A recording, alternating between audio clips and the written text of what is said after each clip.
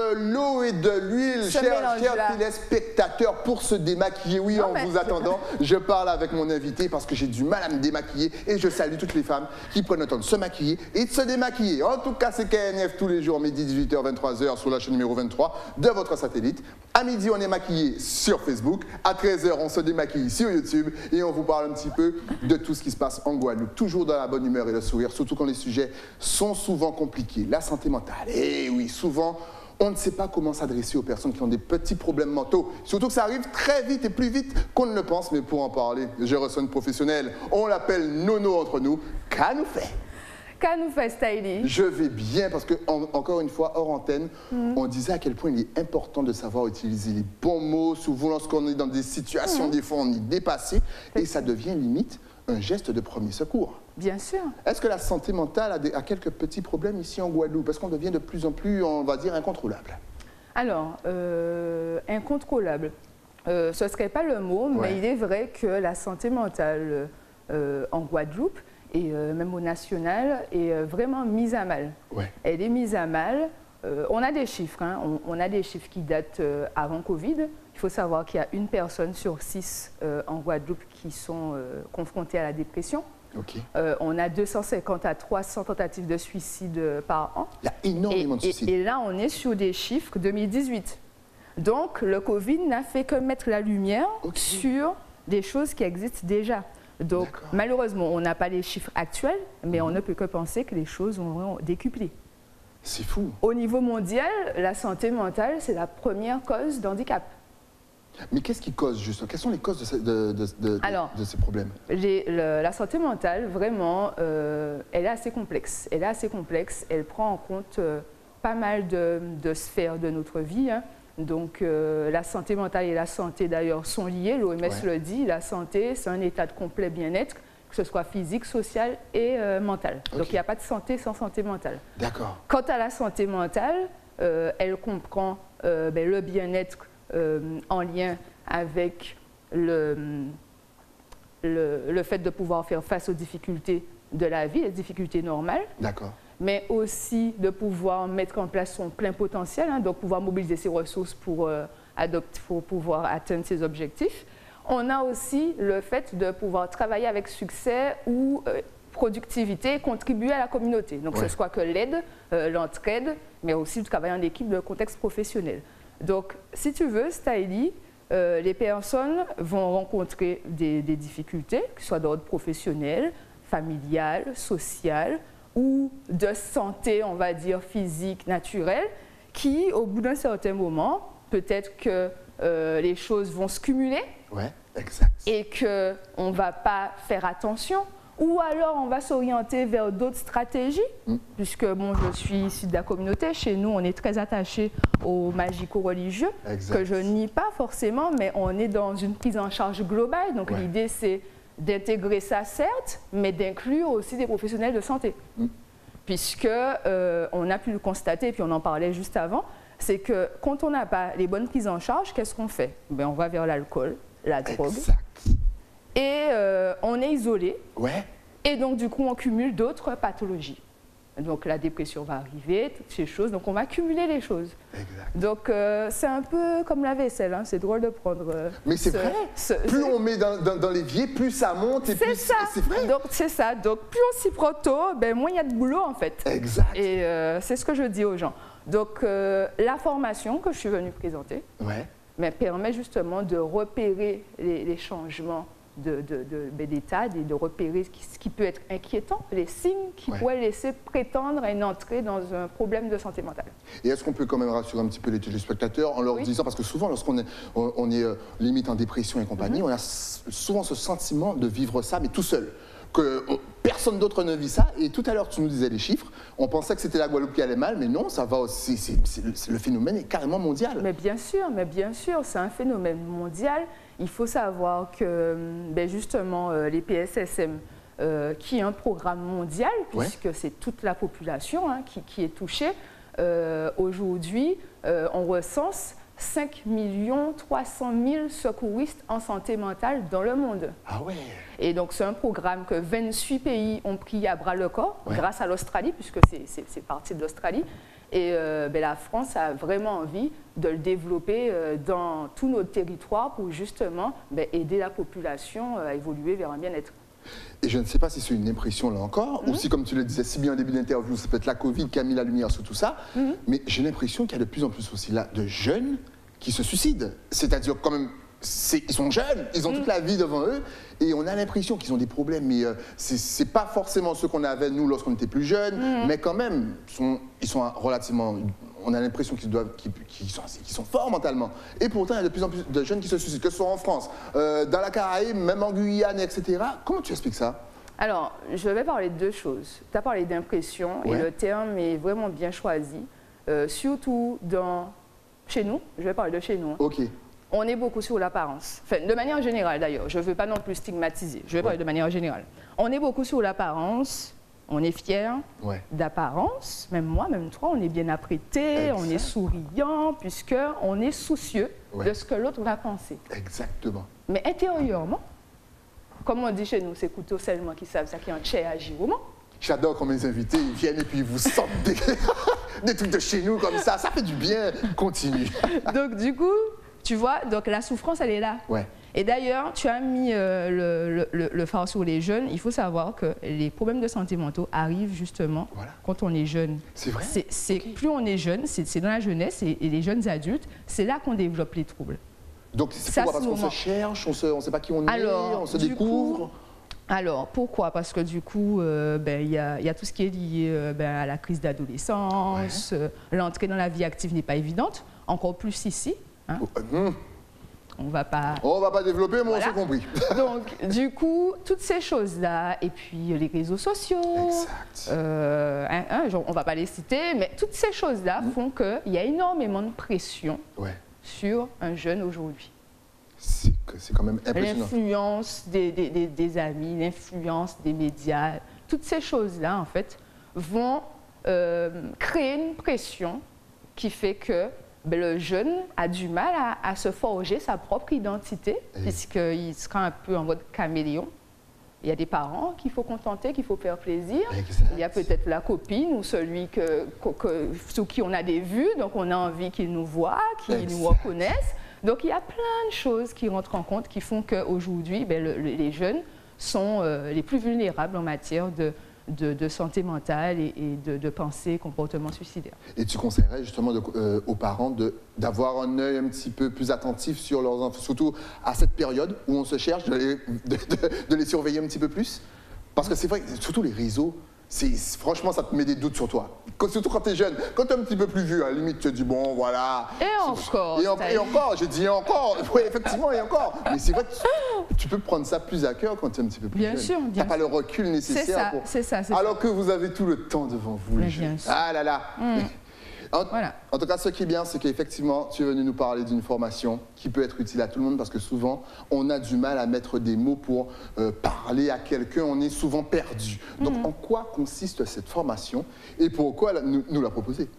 Alors, la formation consiste à savoir détecter les signes de mal-être qui pourraient laisser penser à des problèmes de santé mentale. Donc, PSSM France a choisi de présenter 4 troubles, les principaux. Donc, on va parler des troubles dépressifs, des troubles anxieux, les troubles psychotiques et les troubles liés à la consommation de substances. D'accord. Donc, l'idée, c'est d'avoir un niveau de connaissance, on va dire, général sur les signes, les symptômes, les lieux et les personnes ressources à pouvoir solliciter dans ces cas-là.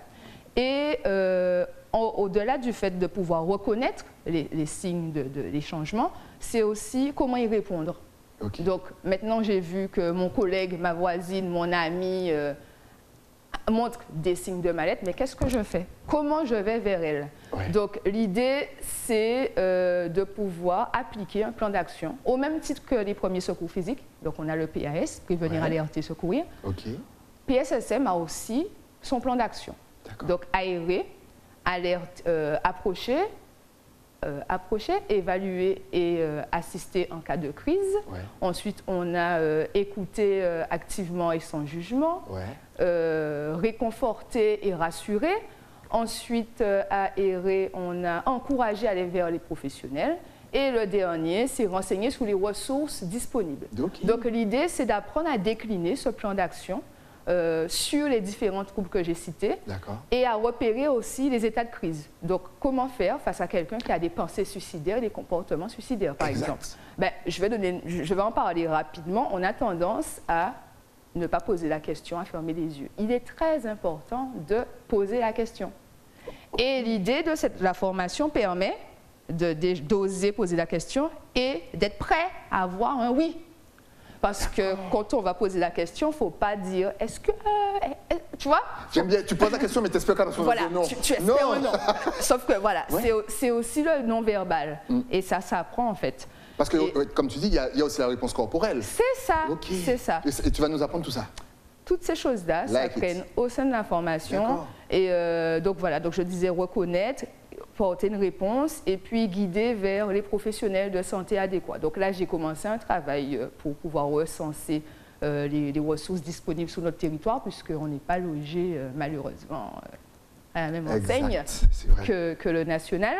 Et donc voilà, donc c'est avoir des compétences, que ce soit en termes de savoir, comme je l'ai dit, mais aussi des savoir-être. C'est développer ses compétences psychosociales, développer par exemple l'empathie. Aujourd'hui, beaucoup de personnes qui sont en situation de mal-être ne vont pas en parler avec leur entourage parce qu'ils savent qu'ils ne vont pas avoir l'écoute attendue. C'est vrai. Ils savent que… Tu vois, par exemple, je vais prendre la dépression, qui est vraiment un vrai problème de santé. On a souvent des personnes qui ont dit « mais vas-y, lève-toi, mets-toi un coup de pied au cul. Enfin, non, mais franchement, tu dors toute la journée. C'est une vie, ça ?» Et on parle énormément comme ça ici. Mais bien sûr. Tu vois, pour motiver, on clash. C'est ça. Et puis sinon, on dit, mais écoute, t'as vu le voisin quand même, il est pire que toi, quoi. Voilà. On a tendance à minimiser. Et donc, quand nos parents nous disaient, ouais, mais où vois-tu mon tel lit, voilà. ça, si. C'est ça. On est dans la comparaison. Exact. Et donc, les gens savent qu'on fonctionne comme ça de nature, donc ils restent isolés. Exact. Pour éviter d'entendre ce qu'ils ne veulent pas entendre. C'est ça, tout simplement. Donc, en assistant à cette formation, c'est la possibilité déjà de développer une vigilance pour soi. Déjà. Développer une vigilance pour les autres et vraiment pouvoir être outillé pour aider l'autre, apporter sa contribution, parce que l'idée, c'est vraiment développer une prévention précoce. C'est-à-dire qu'un tel a un souci, ben, je vais lui en parler jusqu'à ce qu'elle se sente prête pour aller voir un professionnel de santé. Donc, on ne va pas former des personnes qui vont faire des diagnostics. Ce n'est pas du tout le lieu, ni des thérapeutes. L'idée, c'est que je suis une personne relais qui va permettre à ma voisine, mon voisin, mon collègue d'aller plus rapidement voir un professionnel de santé parce qu'il ne va pas bien. Juste ça. C'est excellent. En plus, les conseils sur le suicide sont vraiment très importants parce que c'est vrai qu'on ne pose pas la question. Tu as mis vraiment le doigt dessus, on ne pose pas la question et après on se dit mais c'est étonnant, on ne s'imaginait pas le week-end dernier j'étais avec la personne. Et c'est bizarre, mais est-ce que tu as d'autres petites techniques pour repérer quelqu'un justement qui est en dépression et qui est sur le point justement de sauter le pas? Alors, sauter le pas, c'est assez spécifique, c'est en lien vraiment avec la personnalité, l'entourage et tout ça. Après, de manière générale, les troubles de santé mentale vont impacter la vie quotidienne. Comme je l'ai dit, la vie quotidienne, donc une personne qui a du mal à faire des activités de l'ordre de l'entretien, par exemple, ou qui ne se présente plus à certaines activités pour qui elle avait beaucoup d'intérêt auparavant. Une personne qui s'isole plus, une personne qui ne poste plus, une personne qui… Voilà. En fait, l'idée, c'est de vraiment repérer un changement. D'accord ? Une fois qu'on a repéré ce changement, il y a aussi une question de durée. Ça fait combien de temps que ça dure ? Et puis d'intensité. Mais après l'intensité, pour la repérer, il faut approcher la personne. Il faut rentrer en contact pour le savoir.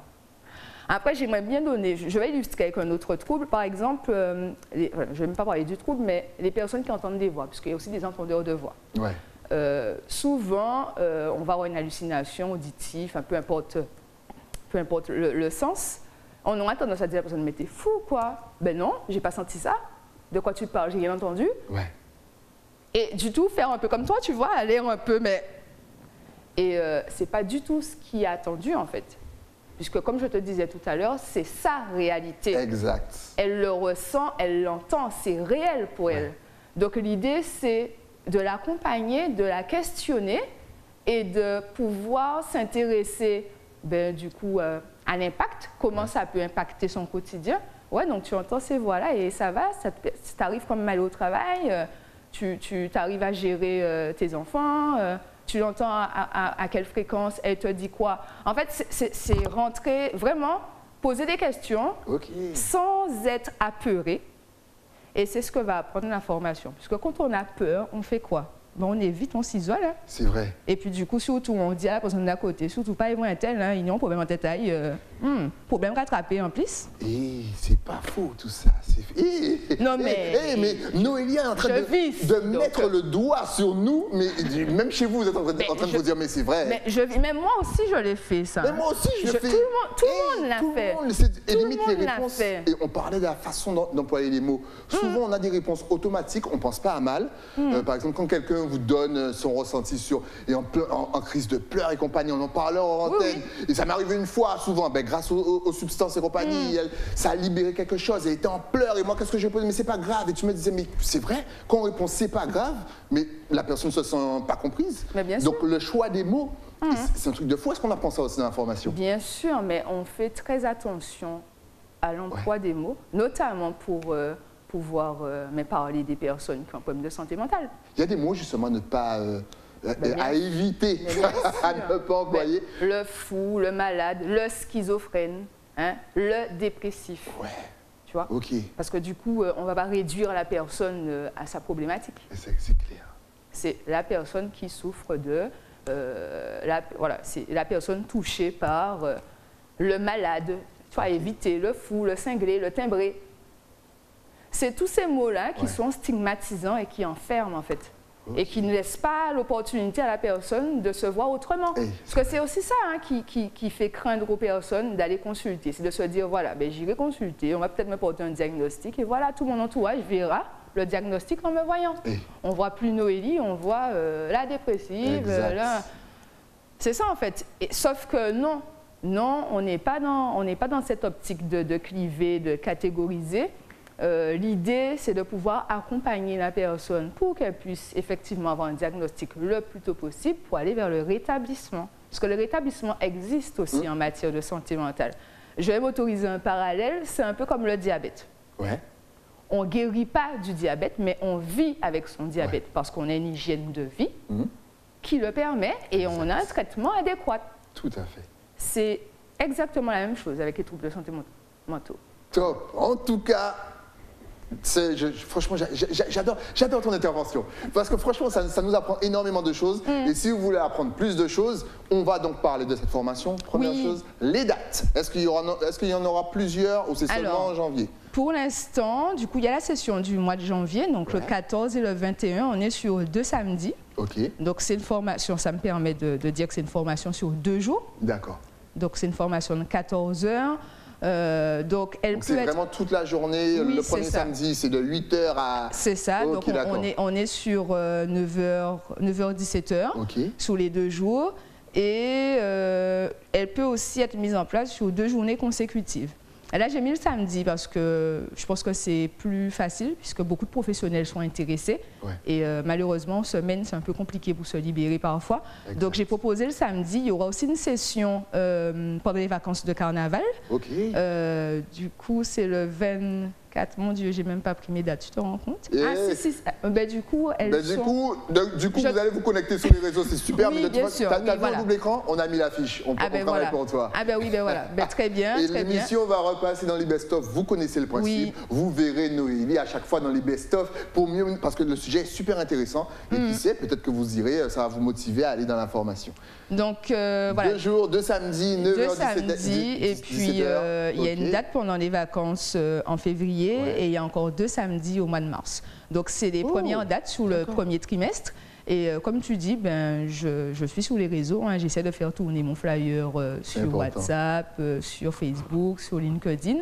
Donc, et sur pssmfrance aussi.fr, donc c'est le site national de l'association. On peut aussi voir les dates que je propose pour les inscriptions. Donc voilà, donc les personnes seront... C'est ouvert à tout le monde? Oui. Vraiment à tout le monde? Parce que, encore une fois, c'est pour vous. C'est vraiment pour que tout un chacun, lorsqu'il se retrouve en face d'une personne, justement, puisse savoir comment réagir. Et ça, c'est super important parce que ça peut toucher votre famille, votre ami, on ne sait jamais, personne n'est à l'abri. Une petite formation, encore une fois, c'est comme les gestes de premier secours, ce sont des choses à savoir. Tout à fait, Stylie. Donc c'est ouvert à tout le monde, que l'on soit ouvrier, cadre, à la retraite, demandeur d'emploi. À partir du moment où on a 18 ans, on peut prétendre à cette formation. Et il faut s'inscrire avant, parce que sur Internet, pour que tu puisses un petit peu gérer les places. Effectivement. Alors, il faut s'inscrire le plus tôt possible, puisqu'il faut savoir que c'est une formation qui donne lieu à une attestation. Hein. On a une attestation de secourisme en santé mentale. Donc, il faut que moi, j'envoie les coordonnées des participants suffisamment en amont qui puissent se connecter juste à la fin de la formation pour recevoir cette attestation. Et puis, il y a aussi de la logistique, puisqu'il faut savoir que chaque participant aura ce livre-là. Ils auront le manuel. Et donc, ce manuel reprend... des premiers secours. C'est ça. Donc, ce manuel reprend l'intégralité de la formation, voire plus, avec des informations supplémentaires. C'est vrai que j'ai parlé des 4 troubles généraux, mais on va aussi voir les troubles liés aux conduites alimentaires et les troubles liés aux jeux vidéo, les automutilations. Donc, il y a plein d'autres choses qui sont vues dans ce manuel-là. Et donc, du coup, il me faut avoir suffisamment tôt ma liste, puisque c'est la liste qui déclenche la livraison, la commande. C'est vrai que tu as dit automutilation, c'est vrai qu'il y a énormément de choses liées à la santé mentale. Il y a plein de choses. Franchement, allez faire cette formation. En plus, ça fait bien sur un CV de mettre... Bien sûr. Si vous êtes jeune, genre vous avez 20 ans, après vous allez vous mettez sur votre CV, j'ai fait une formation pour justement la santé mentale, les gars, les recruteurs, ils vont sauter, bien sûr, dessus. Hein. Puisque effectivement, comme je disais tout à l'heure, la formation, elle est éducative.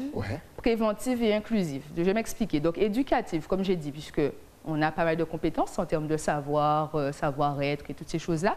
Et pour les personnes qui vont aller dans des secteurs d'activité où ils sont souvent en contact avec les autres, et pas que, puisqu'à partir du moment où on travaille avec des collègues, ça veut dire que justement, cette vigilance, on peut aussi l'avoir pour le collègue. Exact. Parce qu'aujourd'hui, les milieux de travail sont vraiment mis à mal. Hein. Ah oui. En termes de stress, de burn-out et compagnie, on est bien servi. Exact. Donc, quand on sait qu'on a un salarié qui a déjà fait cette formation, ou que même en tant qu'employeur, qu'on finance cette formation pour ses salariés, c'est aussi permettre aux salariés de contribuer à la promotion de la santé mentale au sein de son entreprise, puisque du coup, la santé mentale, ce n'est pas que l'employeur, c'est l'affaire de tous. Donc, ça permet vraiment à chacun de développer un peu son pouvoir d'agir et d'être actif, d'être amène, d'écouter un collègue qui a un petit coup de blues à un moment donné. Donc, c'est très important, puisque d'autant plus qu'on a vu, deuxième cause de congé maladie longue durée, donc ça impacte les collectifs de travail, ça impacte la productivité, ça va impacter aussi les tâches, les activités de l'entreprise, ça impacte nos familles, nos enfants, puisque ça a des répercussions. Donc, l'idée, c'est vraiment que tout un chacun puisse se saisir de cette formation. J'ai parlé de la prévention, du coup je l'ai expliqué, la prévention, puisque quand on sait, quand on est sensibilisé, on peut voir venir les choses, on peut anticiper. Et le côté inclusif, c'est surtout ôter cette stigmatisation dans laquelle on vit. Aujourd'hui, ça ne va pas, comme on l'a dit, on se met en retrait, on laisse la personne. Exact. Parfois, on ne le fait pas. On ne le fait pas par malveillance. On le fait aussi déjà pour se protéger soi-même, parce que c'est nouveau, on ne sait pas. Comme je dis, et c'est vrai, il y a beaucoup de personnes qui se protègent comme ça. Oui, on se protège, mais aussi on protège l'autre. Parce qu'on pense que ça fait partie de la vie privée, que c'est l'intimité, que ça va forcément mettre l'autre mal à l'aise. Donc, on se met en retrait, on se dit, si elle veut, elle viendra vers moi. Sauf que c'est difficile pour une personne en difficulté de venir comme ça. Donc, c'est toujours très bien de savoir approcher, de dire, je suis là. De temps en temps, régulièrement, si tu as envie de parler, n'hésite pas. Et ça viendra quand ça viendra. Mais c'est ce premier pas, en fait. Et surtout, ne pas mettre de côté. Et ne pas mettre de côté, utiliser les bons mots. Donc, c'est en cela que ça permet d'inclure ces personnes. Parce qu'une personne aujourd'hui qui a un trouble de santé mentale, si elle a le soutien de sa famille, de ses collègues, elle peut vivre avec. Ouais. Mais si on pointe le doigt, ben, c'est normal. Hein, elle va faire quoi? Elle va mettre en place un mécanisme d'évitement. Ben, congé maladie, je reste chez moi. Parce qu'elle a quand même pas les mains au travail là. Exact. Et est-ce que vous vous reconnaissez? En tout cas, si vous vous reconnaissez, n'hésitez vraiment pas à aller suivre cette formation. Je vous rappelle, c'est en janvier, pendant les carnavals, pendant les fêtes du carnaval. Je dis pendant les carnavals, le gars il se voit déjà partir dans tous les carnavals de la Caraïbe. Pendant le carnaval donc, de la Guadeloupe. Franchement, renseignez-vous, rapprochez-vous de Noélie. D'ailleurs, si on veut te contacter, si on veut s'inscrire, est-ce que tu es connecté sur les réseaux sociaux? Facebook, Instagram, adresse mail. De toute façon, tu connais la chanson. Regarde ici, ça va s'afficher.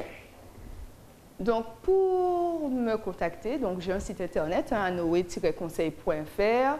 Je suis sur LinkedIn et Facebook, donc j'ai des pages.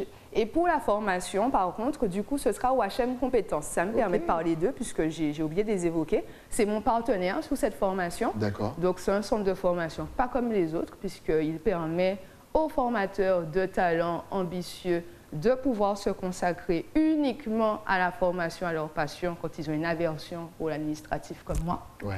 Parce que du coup, ils ont toutes les normes qu'il faut pour justement s'assurer de la qualité. Les normes Calliope, c'est très important dans le milieu de la formation. Et c'est eux aussi qui me permettent aux entreprises de pouvoir bénéficier de financement pour permettre à leurs salariés d'avoir accès à la formation. Ah, c'est pas mal ça. Donc du coup, c'est eux qui vont réceptionner les appels et les demandes de devis et qui vont transmettre les programmes. Donc donc du coup, la personne contacte, c'est Priscilla Beaugendre, donc il y a son adresse mail et son numéro professionnel. 06 91 23 95 55. Merci d'appeler aux heures de bureau. N'appelez pas à 4h, 5h du matin. Et ne demandez personne en mariage, s'il vous plaît. N'est-ce pas? On ne dira rien. On ne dira rien. On ne dira rien. Mais il faut arrêter d'appeler de nous. Elle est déjà mariée. Laissez la personne de l'enfant tranquille.